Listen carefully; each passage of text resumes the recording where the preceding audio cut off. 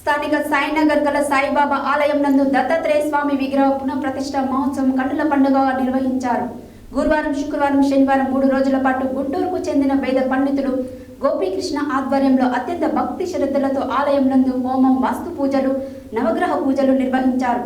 శనివారం ఉదయం దత్తాత్రేయ స్వామి విగ్రహ ప్రతిష్ఠ కార్యక్రమం వైభవంగా నిర్వహించారు.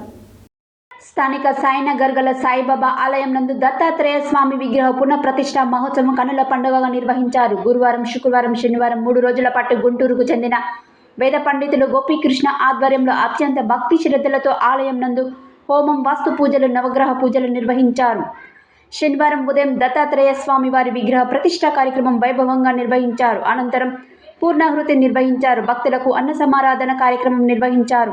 ఈ కార్యక్రమంలో ఆలయ చైర్మన్ సవరాల సత్యనారాయణ, ప్రధాన అర్చకులు విశ్వేశ్వర శర్మ, గంగాధర శర్మ, సాయి సేవా సమితి ట్రస్ట్ సభ్యులు పెద్ద సంఖ్యలో సాయి భక్తులు పాల్గొన్నారు.